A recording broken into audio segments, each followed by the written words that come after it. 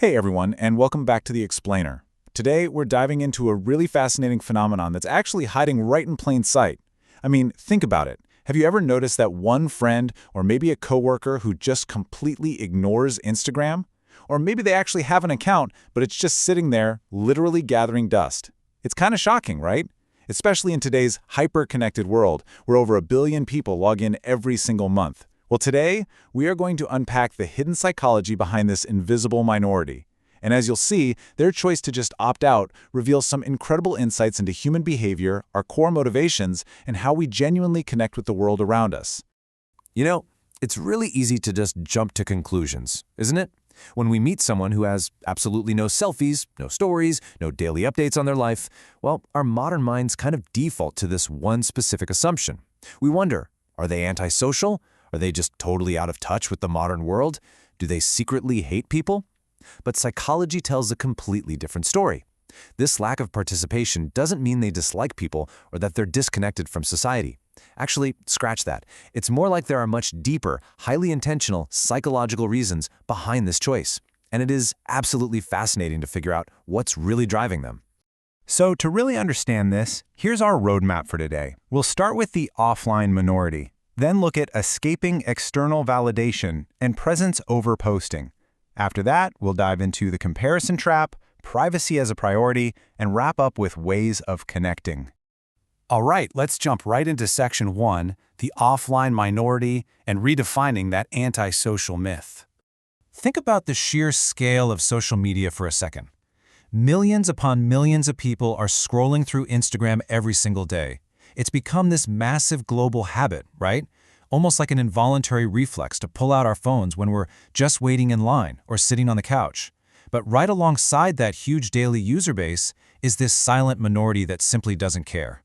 And that's the key right there. They just don't care. It's not because they aren't tech-savvy, and it's not some angry rebellion against modern society.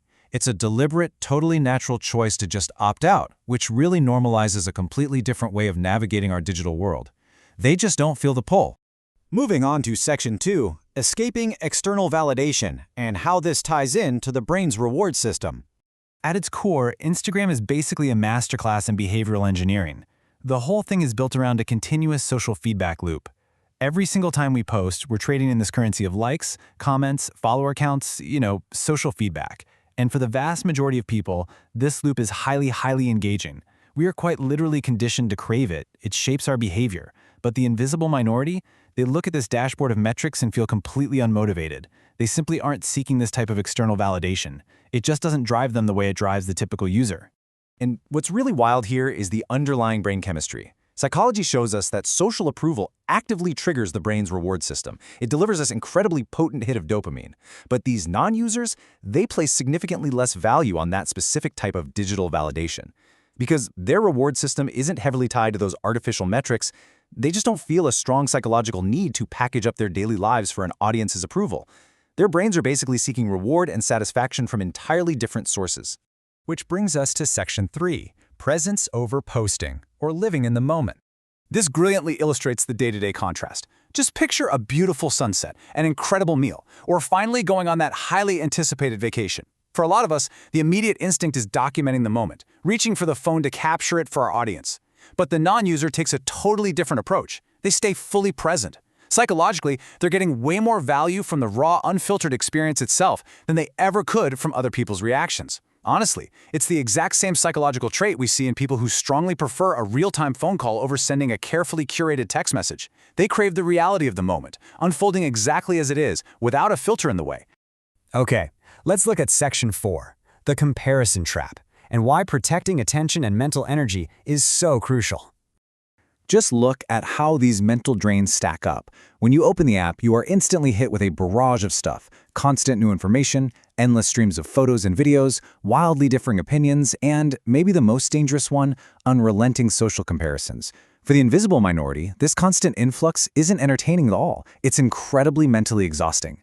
They see this stack of inputs as a massive, unnecessary drain on their daily focus and emotional reserves. It is a cognitive load that they intentionally decide just isn't worth the price of admission. And this brings us to a really crucial psychological finding. Constant social comparison actively lowers our overall life satisfaction. When you're scrolling, you aren't seeing reality, right? You are seeing carefully edited highlights, and that breeds completely unrealistic expectations about what life, success, and happiness should actually look like. It's remarkably similar to why some folks strongly dislike texting. They feel it's just a highly edited, polished version of communication, utterly devoid of genuine, raw emotion. These non-users recognize this dynamic perfectly, and they know exactly how quickly those edited highlights can distort their own sense of self-worth. Recognizing that trap leads to a highly effective psychological strategy, intentionally stepping away. By avoiding the platform entirely, they drastically reduce their daily distractions. And it's not just about saving time or, increasing productivity. It is a conscious, active effort to guard their mental well-being against the fatigue of constantly comparing their own behind-the-scenes reality to everyone else's highlight reel. It's really an act of preserving their own attention for the things right in front of them. Let's move into Section 5, Privacy as a Priority, and Finding Meaning Without an Audience. Let's break this down a bit, because it fundamentally shifts how we view value. Think about achievements. Instead of broadcasting a promotion or a new milestone, a non-user celebrates it privately, internally, or just with a small, intimate circle. Their relationships are actively guarded from public scrutiny, rather than put on display for casual followers to judge. And daily life? Well, to a non-user, a quiet Sunday morning reading a book or just having a cup of coffee is completely meaningful all on its own. They simply don't need a public audience or that external applause for an experience to feel valid, important, or real. And finally, Section 6, Ways of Connecting. Different needs, different choices. Now, I want to be crystal clear here. We are not dealing in absolutes, and we're definitely not taking sides. Not using Instagram doesn't automatically make someone a wiser, happier, or more productive monk living on a mountain. And by the exact same token, actively using Instagram absolutely does not mean someone is insecure or just blindly seeking attention. What feels like an enriching, vibrant, fun digital community to one person might feel completely draining and unnecessary to another. Neither side is inherently right or wrong. It all just comes down to psychological alignment. And that brings us to the core thesis of this entire explainer. Psychology suggests exactly this. Different people simply have different emotional needs, different internal motivations, and entirely different ways of connecting with the world around them. For this invisible minority, their connection is rooted in immediate physical presence.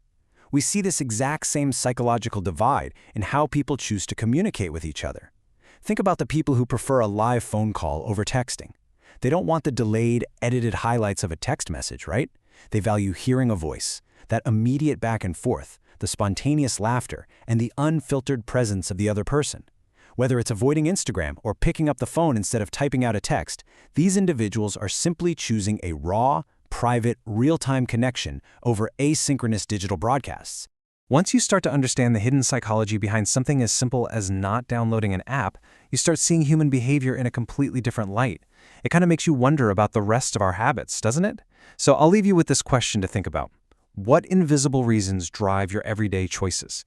The next time you open an app, or maybe decide to leave your phone in your pocket, or choose to call someone instead of texting them, ask yourself what psychological need you're fulfilling in that very moment. Thanks so much for joining me on this explainer today, and keep questioning the everyday world around you.